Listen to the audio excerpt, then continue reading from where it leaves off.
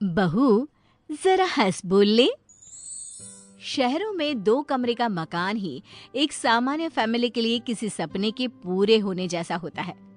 आम सी नौकरी करने वाला रवि किराए से रहा करता था, लेकिन उसकी चालाक बीवी सीमा।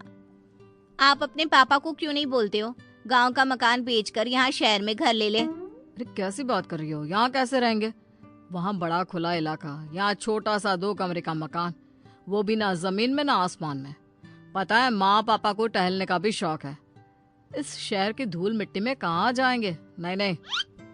सीमा एक बार को चुप हो जाती है, लेकिन ठान लेती है कि वो रवि के पिता से किसी भी तरह पैसे लेकर रहेगी।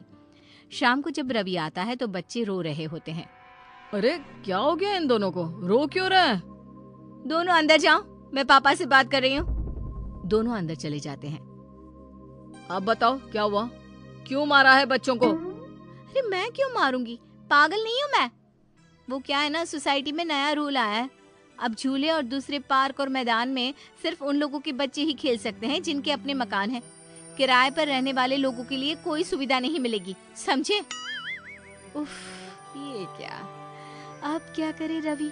छोटी सी सैलरी में घर कैसे खरीदे? बच्चों की ओर देखता है तो सोचता है कि वो क्या दे रहा है अपने बच्चों को।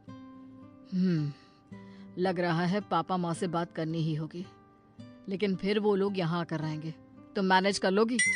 अरे मैनेज क्या करना है, क्यों नहीं, बिल्कुल। मेरे भी तो वो माता पिता लगते हैं। मैं तो उनका सम्मान तब भी करूंगी जब वो पैसे नहीं भी देंगे। अरे बंद करो ये डायलॉग। कैसे तुम्हारे व्यवहार के कारण उन लोगों ने यहाँ आना छोड़ दिया है, और उन लोगों से अब मैं ये कहूँ कि यहाँ आकर रहे तो वो बिल्कुल नहीं मानने वाले। अरे किसी को सुधरने का मौका भी तो देना चाहिए ना, नहीं तो कैसे होगा? रवि सीमा की चिकनी चुपड़ी बातों में आ जाता है और फैसला कर लेता है कि वो पापा से बात करेगा। रवि पिता से सारी बात करता है, उन लोगों को बच्चों का हवाला देता है। अरे नहीं नहीं बेटा, बहू का व्यवहार हम लोगों को वहाँ रहने नहीं देगा। यहाँ तो आस पड़ोस है, माँ सारा दिन काम करती रहती है, घर गृहस्थी संभालती है। हम तो यहीं खुश है बेटा। नहीं नहीं। कैसी बात कर रहे हैं पिताजी? मुझसे गलती हो गई, मुझे माफ कर दीजिए। आप लोगों की सेवा का मौका मुझे भी मिलना चाहिए। देखिए ना, सभी के दादा दादी बच्चों के पास रहते हैं। मेरे बच्चों को भी तो दादा दादी का प्यार मिले। सर पर पल्ला रखकर सीमा की बात सुनकर वो बेचारे पिघल जाते हैं। अब क्या, घर बार सब बेचकर वो शहर आ जाते हैं। हम लोगों को कितना छोटा कमरा दिया है। अरे कोई बात नहीं, कमरा बड़ा होकर क्या करोगी? यहाँ बहू बच्चों के साथ हो, ये क्या कम है? वैसे भी पूरा घर है, जहाँ मर्जी घूमो।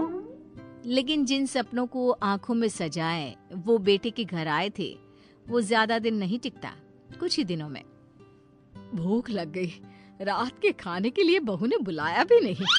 अरे जाकर बाहर देख लो, हो सकता है बहू को किचन में कोई काम हो, मदद कर दो उसकी।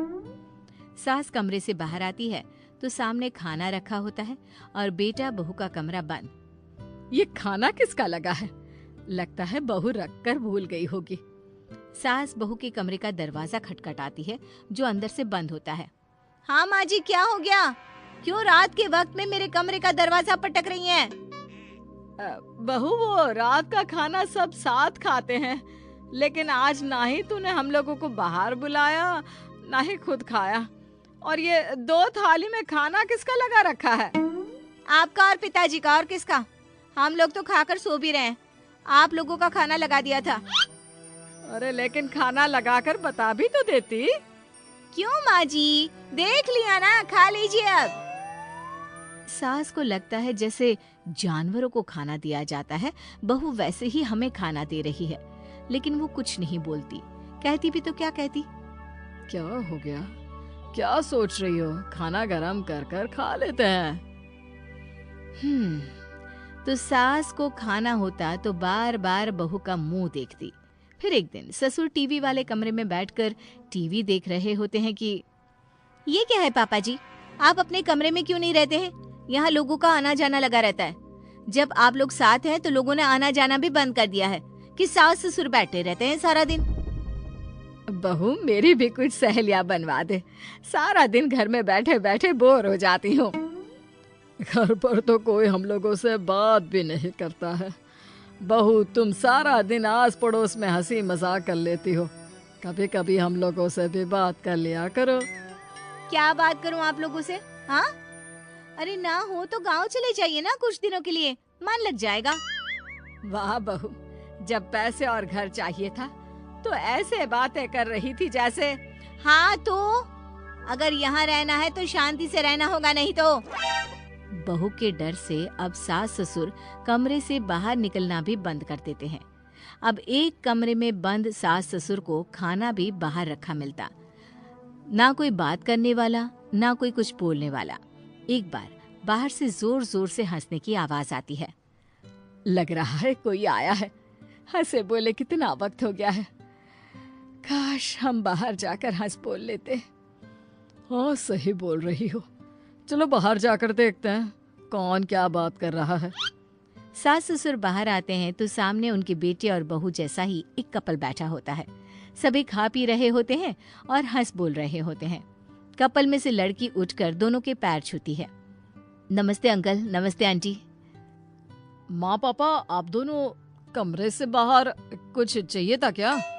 हाँ बेटा, कमरे में बंद घुटन हो रही थी, बाहर से हंसने बोलने की आवाज आई तो सोचा देखो क्या हो रहा है। अरे हाँ, और आप लोग क्यों बोर हो रहे थे? सीमा भाभी तो इतनी हंसमुख है, जब से हम आए हैं वही बोली जा रही है। हाँ बिल्कुल, बहुत मजाक किया है। हंस हंस कर बुरा हाल हो गया। आप बहुत खुश नसीब है कि आपको घर में ही कॉमेडियन मिला है। माता पिता बहू और बेटी की ओर देखते हैं और कमरे में चले जाते हैं। अरे माँ पापा रुको ना, बैठो, अंदर क्यों जा रहे हो? कोई बात नहीं, जाने दो ना, मैं कमरे में ही चाय दे दूंगी।